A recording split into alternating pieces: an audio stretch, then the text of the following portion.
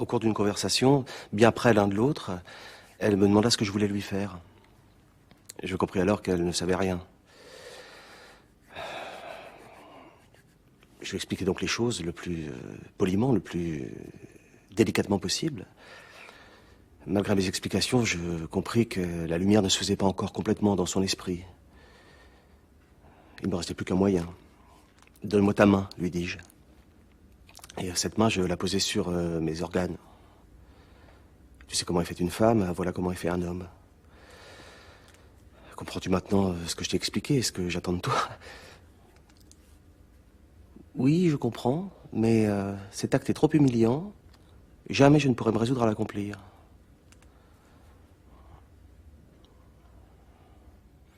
Pouvez-vous me renseigner sur la différence entre l'homme et la femme, je veux dire physiquement? Si ces réponses peuvent être données dans votre revue au plus vite, je les lirai avec reconnaissance. Monsieur l'abbé, dans les rapports conjugaux, le plaisir pour la femme peut-il être recherché immédiatement avant l'acte conjugal? Bien entendu, si le rapport a lieu en entier par le mari ensuite. Et ce plaisir pour la femme peut-il être donné par le mari à sa femme ou par la femme elle-même? Monsieur l'abbé, placé par mon apostolat paroissial pour recevoir des confidences d'épouses, de mamans, etc., je suis depuis très longtemps une fidèle lectrice de la revue pour les parents qui me rend de très grands services et pour laquelle je vous félicite et vous remercie. Mais il me vient de m'être demandé conseil pour un cas que je ne sais résoudre. C'est un célibataire très chaste et qui a 60 ans. Tous les 15 jours ou 3 semaines, il a des pollutions nocturnes involontaires qui le réveillent. Alors, il fait 1 ou 2 mouvements pour faciliter l'éjection, qui autrement durerait 1 heure, et il est tranquille. Alors, ces mouvements, dictés non par la passion, mais par hygiène, j'allais dire, lui sont-ils permis? Il a des scrupules, parfois. 2 jours avant, il sent cette crise par des lourdeurs dans les testicules, lourdeurs provoquées par le sperme. Alors il se demande si, au lieu de s'exposer à tâcher son linge et son lit, il ne serait pas possible de se soulager par une très rapide masturbation, qui serait presque à classer parmi les soins d'hygiène. Est-ce permis? Ces pollutions sont ennuyeuses car elles tâchent et obligent à des attouchements de propreté. Alors c'est pourquoi il se demande aussi s'il ne serait pas possible de les prévenir à jour fixe par un massage qui ferait sortir le sperme, ce qui serait plus propre et plus rapide. Il est évident qu'il ne devrait pas prolonger pour le plaisir. Que conseiller à ces âmes troublées par ces accros sans source immorale? La maternité d'âme est bien compliquée, monsieur l'abbé. Je vous serais si reconnaissante de m'aider. J'ai conseillé des bains locaux. Ai-je eu tort?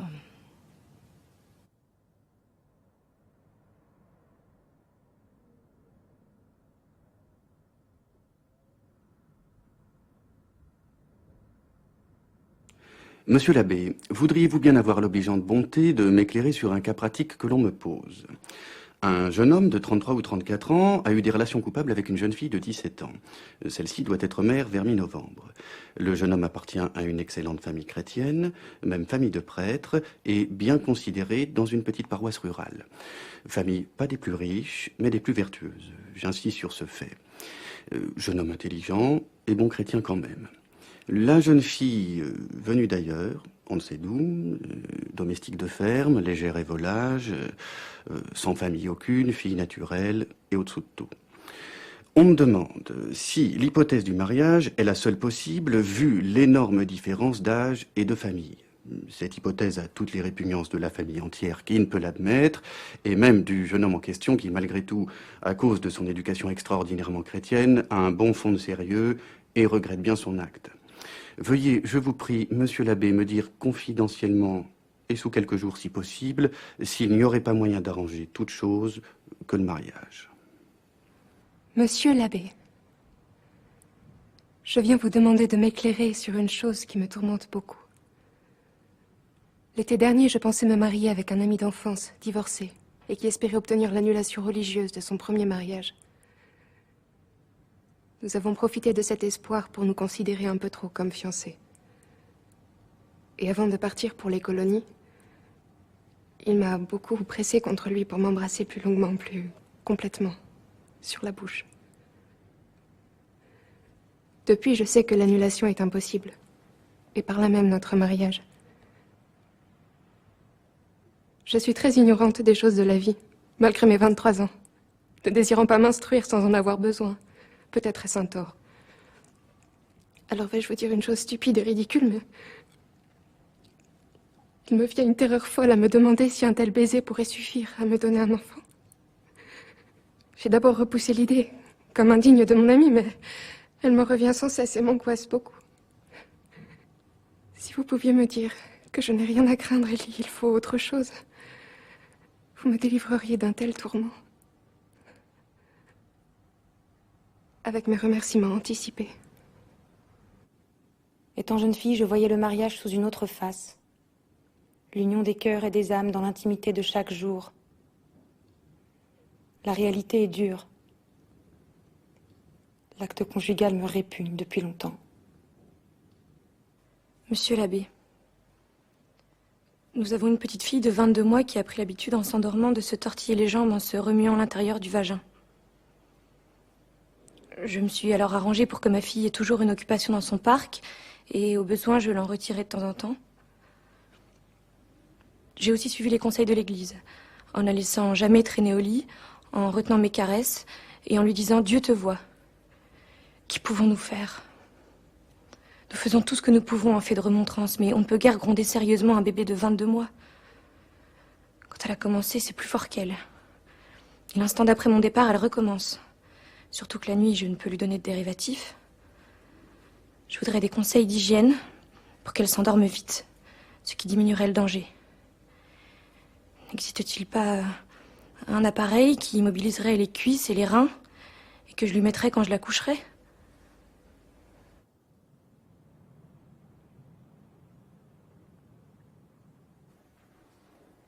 Les joies intimes réservées aux époux, une des rares choses accordées aux riches comme aux pauvres. Les joies intimes découlant d'un parfait amour chrétien entre deux époux observant le plus possible la religion. Les joies intimes quand on a la satisfaction du devoir accompli. Ces joies, monsieur l'abbé, doivent-elles nous être refusées sous peine d'offenser Dieu? Monsieur l'abbé, permettez-moi de vous soumettre une question un peu délicate que nous nous ont exposée en confession. Nous avons 4 enfants et en attendons un 5e. Or, il se trouve que dans l'accomplissement de l'acte du mariage, ma femme n'éprouve aucune sensation. Il faut, pour que cela soit, une excitation prolongée avec la langue, à la partie supérieure du vagin. L'acte du mariage est ensuite accompli par moi totalement. On nous a toujours appris que tout était permis avant, pendant et après l'acte.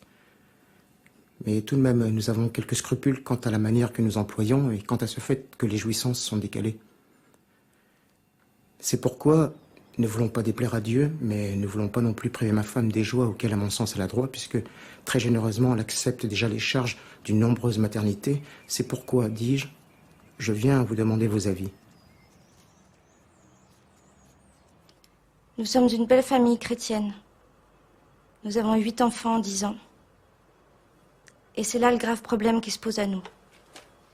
À l'âge où nous sommes, et nous aimons comme nous nous aimons, nous pouvons encore avoir des enfants pendant 10 ans. Devons-nous continuer à avoir un enfant tous les ans? Ou alors vivre comme si nous ne nous aimions pas? Nous avons essayé sans succès. C'est une telle privation à tout point de vue que nous en étions arrivés à un état nerveux et neurasthénique inquiétant. Alors je viens vous demander conseil. On nous a parlé d'une méthode Ogino. Pourriez-vous me fixer sur la valeur morale de cette méthode? Suite à l'état de santé de ma femme, je suis tenu à la continence. Et la solution des 2 lits n'est pas possible chez moi. Cet état de continence n'est pas très agréable à la nature, mais tout de même, il n'y a pas lieu de parler d'héroïsme. Seulement, voici les mesures que je prends. Premièrement, je suis très occupé. Outre mes occupations professionnelles, je participe très activement aux œuvres sociales. Cela m'oblige à me lever à 5 heures du matin. Par suite, à 10 heures du soir, j'éprouve surtout le besoin de dormir. Deuxièmement, non seulement je ne prends pas d'alcool, mais je ne bois même pas de vin ni de café non plus. Donc, pas d'excitation artificielle. Je m'abstiens aussi de lectures passionnées, lascives, qu'aucun chrétien ne devrait lire d'ailleurs. Troisièmement, je surveille avec soin mon imagination. Le soir venu, je fixe mes pensées sur des sujets de nature à m'intéresser. Je pense à telle réunion du syndicat agricole ou tel article à préparer, grâce à quoi mon imagination ne prend jamais le dessus.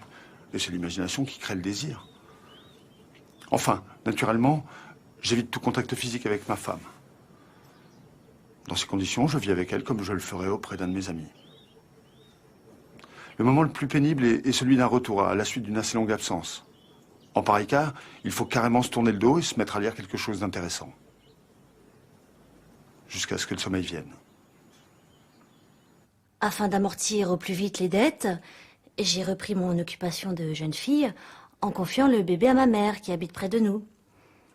Vous comprendrez que sous ces conditions, une deuxième maternité, quoique très désirée, nous gênerait beaucoup, d'autant plus que nous ne pourrons pas charger ma mère d'un second enfant. D'un commun accord, nous nous sommes décidés à la continence et nous l'observons depuis 2 ans. Il est vrai qu'au commencement, il y avait l'une ou l'autre fois des fraudes à marquer, mais depuis assez longtemps, cela va très bien. Toutefois, mon mari exige des intimités telles que vous parlez dans votre revue. Il me semble que le plus simple est que je vous dise en quoi consistent ces intimités que mon mari réclame. Donc, au moins une fois par quinzaine, il veut coucher dans mon lit pour un quart d'heure ou une demi-heure pour échanger des marques de tendresse. Il touche mon corps, surtout les seins et l'autre partie. À cet effet, je dois écarter les jambes comme pour accomplir l'acte conjugal. Il se couche sur moi en faisant les mouvements de l'acte, en dehors de la partie sexuelle. Ou il se couche tout près de moi en faisant les mouvements sur ma cuisse. Il m'embrasse sur la bouche. Il veut me voir. Il me demande de tenir son membre, de le regarder. Tout cela sans perte de semence de sa part ou excitation de la mienne. Sauf quand ces démonstrations amoureuses durent trop longtemps. Le jour, si nous sommes assis, par exemple, sur un canapé, il aime à mettre sa main entre mes jambes ou à me toucher. Malgré que j'ai lu et relu vos articles très intéressants, je ne vois pas clair et je ne sais pas s'il s'agit soit d'un abus de la part de mon mari ou d'une trop grande pruderie de la mienne. Je tiens encore à vous dire que votre brochure nous fait énormément de bien et que nous l'attendons toujours avec impatience. C'est dommage qu'elle ne paraisse que tous les 2 mois.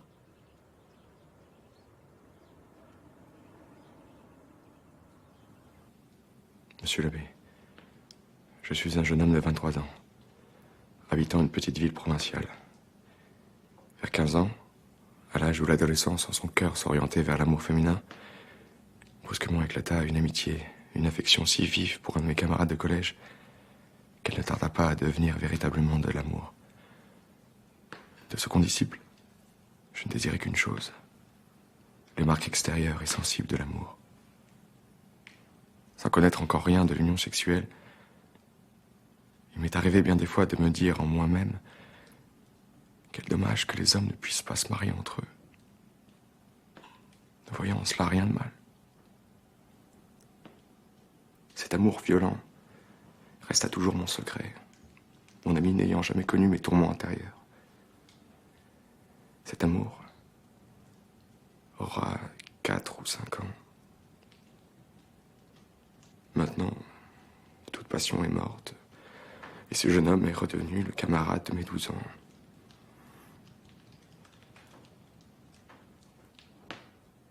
Je n'exagérerai rien en vous disant, monsieur l'abbé, que cette passion m'a fait souffrir cruellement. Maintenant que l'orage a passé, je suis très inquiet. Je n'éprouve d'affinité, de penchant pour aucune fille. Cependant, j'ai une sœur qui a des amis. L'une d'elles est particulièrement intime. Nous nous connaissons depuis 10 ans et je l'affectionne beaucoup. Mais Jamais je n'ai ressenti le moindre amour, le moindre désir d'elle. Ce qui me chagrine, c'est que je sens bien que sans le secours divin, mon amour des jeunes gens est tout prêt à reprendre place. Et j'ai si peur de devenir un averti. À cet état malheureux, s'en joint un autre, aussi pitoyable. Mon ignorance absolue du mariage, de l'union sexuelle. Si jamais je devais me marier la semaine prochaine, je serais forcé de demander, comme un personnage de Mauriac, comment on se sert d'une femme. Je n'exagère rien. Je suis totalement ignorant des rapports entre les deux sexes. Les prêtres à qui je me suis adressé ne sont entrés que dans des généralités qui n'ont fait qu'accroître mes ténèbres. Dois-je vous dire maintenant, monsieur l'abbé, que cette situation m'accable et me décourage? J'adore les enfants. Tout mon bonheur serait de fonder un foyer heureux qui donne au monde et à Dieu beaucoup d'enfants. Mais jamais je ne voudrais épouser aucune fille sans vouloir la rendre heureuse. Et comment le pourrais-je dans ma situation présente? Je vous demande, monsieur l'abbé, ce que vous pensez de cet état anormal et comment opérer une guérison.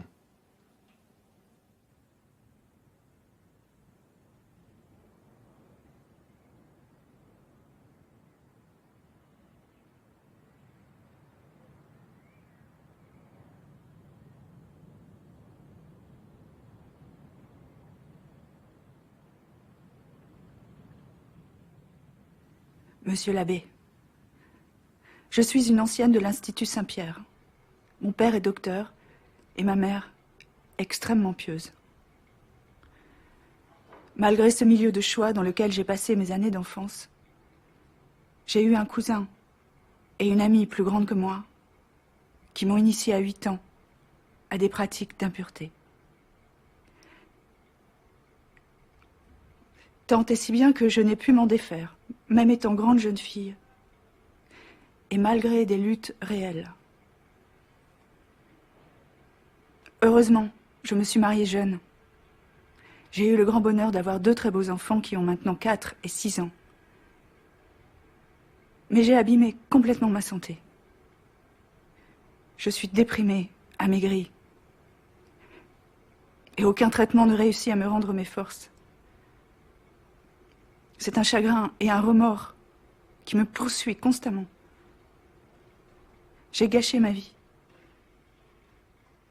Je veux, à tout prix, préserver mes enfants. Je les veille depuis leur naissance. Voici les moyens que j'emploie. 1. Une grande propreté. 2. Toujours l'enfant bien culotté, surtout la nuit. Je leur mets toujours des chemises combinaisons fermant bien entre les jambes. 3. Leur parler, quand l'occasion se présente, des maladies graves qui leur arriveraient s'ils touchaient à cette partie de leur personne en dehors des besoins et des nettoyages. 4. Leur apprendre aux très jeunes à faire des efforts sur eux-mêmes et à aimer ce qui est beau. 5. Toujours répondre la vérité à leurs questions, la vérité proportionnée à leur âge.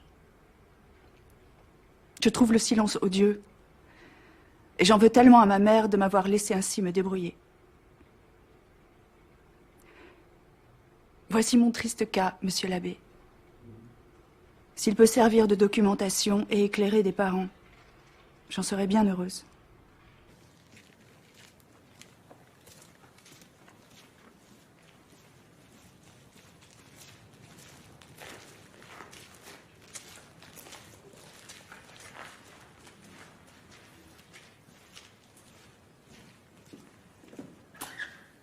Monsieur l'abbé, j'ai 23 ans et je suis étudiant.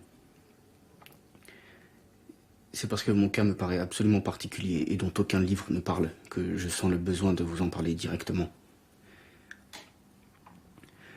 Alors que j'avais une dizaine d'années, peut-être 11 ans, Je m'amusais fréquemment avec un camarade. Un jour, cet amusement consista à se toucher les jambes. À un moment, je sentis une sensation très agréable, c'était un plaisir charnel. Dès lors, les amusements de ce genre se répétèrent souvent car l'impression, ou plutôt l'émotion, m'attirait. Je n'avais aucun attrait pour le sexe, et à cette époque, j'étais persuadé qu'il ne pouvait y avoir de péché d'impureté que dans des rapports que j'ignorais d'ailleurs avec le sexe. Aussi, je continuais en toute liberté dans ma mauvaise habitude, continuant pendant de nombreuses années des attouchements sur les jambes des garçons. J'éprouvais souvent de fortes pollutions. Je ne comprenais pas pourquoi.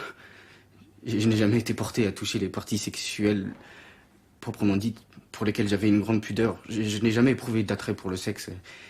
Et les parties dont je viens de parler ne m'ont jamais attiré quand il s'agissait du sexe féminin.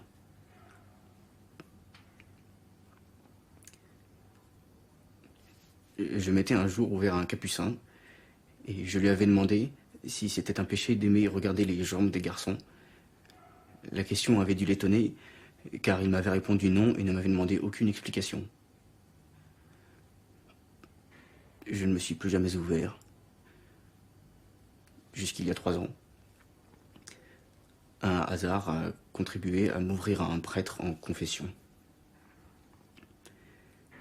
Dès lors, jamais plus je ne me suis livré au plaisir d'autrefois, mais les difficultés ont surgi. La joie a disparu car depuis j'ai connu les luttes pénibles et déprimantes de la tentation. L'objet sur lequel j'éprouvais des plaisirs a augmenté en attrait. De plus, une malencontreuse fatigue cérébrale due à des idées obsédantes est venue briser mes forces et déraciner mon courage. Je perdais absolument confiance en moi-même. J'ai été pendant plus d'1 année extrêmement malheureux.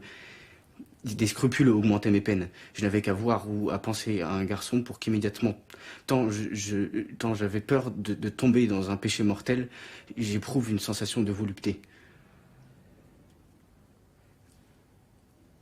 D'autre part, j'étais extrêmement attiré par l'attrait des enfants. Et chaque fois que mon regard se posait sur un garçon, la sensation que j'aurais voulu éviter et que je m'efforçais d'empêcher arrivait.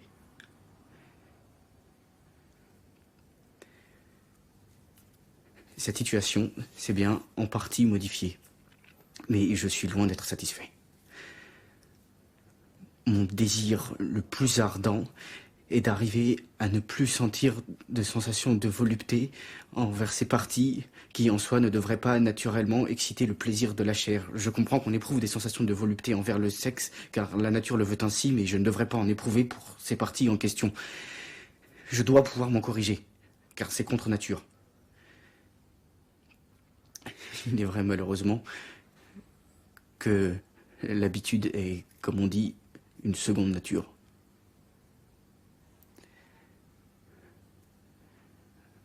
Voilà, monsieur l'abbé, ma situation. Je vous suis extrêmement reconnaissant d'avoir accepté si aimablement de recevoir mes confidences et de vous occuper de moi.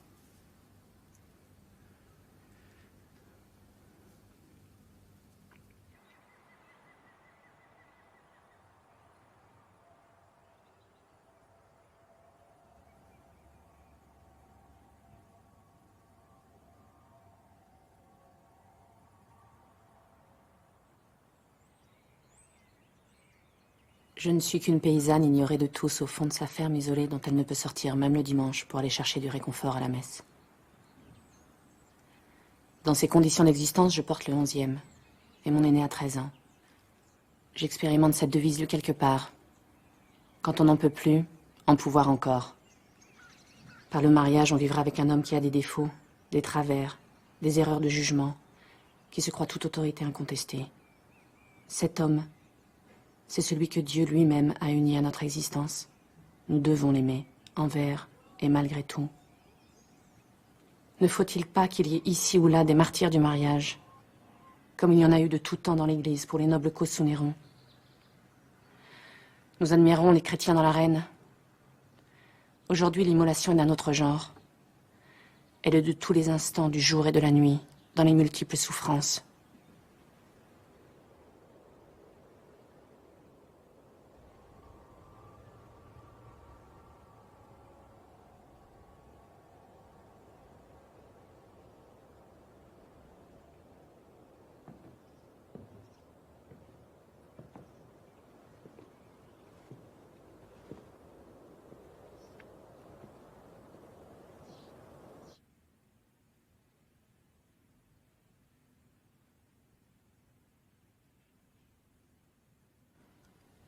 Monsieur l'abbé Violet, mère et grand-mère, permettez-moi de vous faire certaines objections. Cette question de procréation ayant empoisonné toute mon existence de femme et étant encore actuellement mon grand souci. On nous dit qu'il faut marier nos fils, les marier jeunes. Bien, très bien. Seulement quand vous les mariez à 23, c'est mon cas, pour éviter que ces enfants ne se conduisent mal ou ne s'exposent à perdre leur âme, faudra-t-il que chaque année, ils voient leur famille s'accroître d'un bébé, et ce pendant 20 ou 30 ans? Vous répondez à cela, ils n'ont qu'à observer la continence. Bien. Et puisque justement, ils se marient parce qu'ils ne savent pas rester tranquilles, leur tempérament est ainsi, que voulez-vous qu'ils fassent? Qu'ils aillent ailleurs? Leur faute serait-elle moins grave? Donnez-nous un moyen de tout concilier et de grâce, que Dieu n'en soit pas offensé. Combien et combien de familles profondément chrétiennes sont dans la désolation de ne savoir que faire et voient leurs femmes, leurs fils s'éloigner de Dieu à cause de cette question. Que pensez-vous des familles nombreuses, monsieur l'abbé? Quand on les regarde de loin, c'est merveilleux et digne de louange et d'intérêt. Mais vu de près, c'est profondément triste, dans quelque situation que l'on soit. Une exception pourrait être faite en faveur des grandes fortunes. Mais celle-ci ne risque rien. Elle ne se multiplie pas.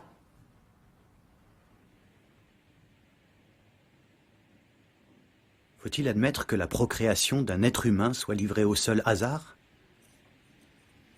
L'abstinence dans le mariage est-elle le seul procédé moral pour obtenir la limitation ou le contrôle des naissances? L'expérience montre que les conséquences d'un tel procédé suffisent à le faire rejeter comme immoral, car source inévitable de destruction du mariage. Si l'on constate que l'on arrive à une impasse, pourquoi ne pas modifier les règles religieuses qui ont construit cette barrière? Les règles religieuses trop étroites, considérées en conscience comme inadéquates ou inacceptables par les intéressés, ne risquent-elles pas de compromettre la stabilité de l'institution? Monsieur l'abbé, j'ai bien reçu votre brochure. Ce qui est permis et ce qui est défendu dans le mariage. De partout, on vous réclame des précisions à corps et à cri. Vous n'avez pas encore réussi à tracer la limite nette entre le permis et le défendu. Pour bien parler d'une chose, il faut la connaître. Et je crois que les prêtres ignorent l'intimité conjugale. En parlant théorie, ils sont en état d'infériorité quand on peut leur répondre pratique. Il est tout à fait normal que le prêtre ait de l'amour une conception bien différente de la nôtre. Il traite ça de trop haut. Il voit les âmes, les volontés. Mais il oublie que les corps sont là, en ennemis, avec leurs sens, avec leurs besoins naturels, et que la vie a des nécessités, des complications matérielles inévitables. J'approuve quand vous écrivez « C'est aux époux, ministres du sacrement du mariage, à prendre leurs responsabilités devant Dieu. » Ben oui, c'est à leur conscience de juger ce qui est bien ou mal.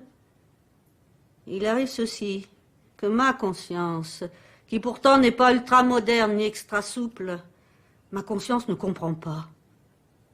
Mais ne comprend pas du tout vos prétendus devoirs du mariage.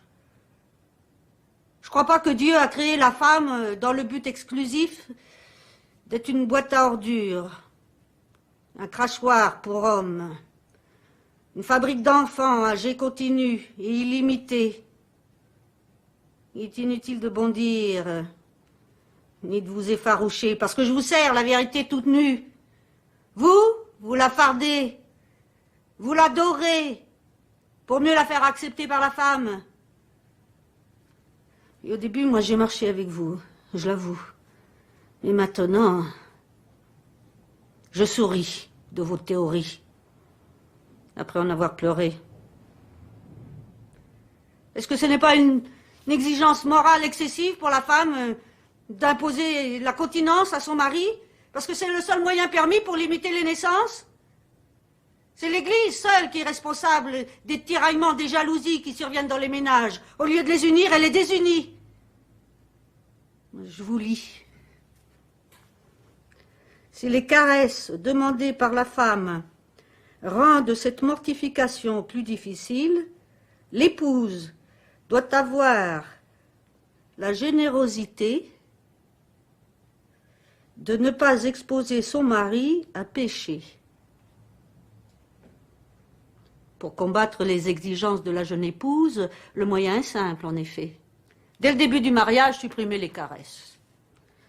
Avoir pour les organes un respect absolu, si ce n'est pour l'acte lui-même.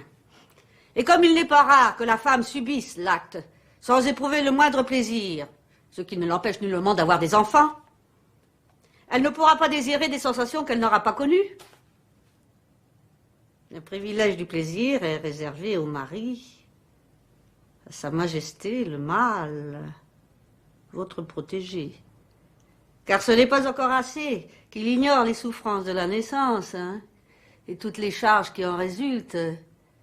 Il faut que la femme, sa victime, ait vis-à-vis du bourreau des prévenances, délicatesse, générosité.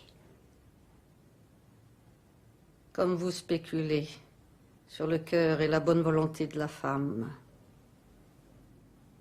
Je ne serais pas étonnée qu'un jour on vous oblige à écrire une brochure sous le titre « L'acte conjugal des époux chrétiens en tant de secondes et tant de mouvements ». Au point où on vous a fait arriver. Un peu plus, un peu moins, ça n'a guère d'importance. J'ai l'audace d'espérer une réponse. Si je vous ennuie, tant mieux. Ce serait une mortification de carême. Vous devez montrer l'exemple. D'autant que les devoirs des prêtres sont légers, comparés aux devoirs des époux. Il est vrai que beaucoup d'époux n'obéissent pas à leurs devoirs, tout simplement parce qu'ils n'y croient pas.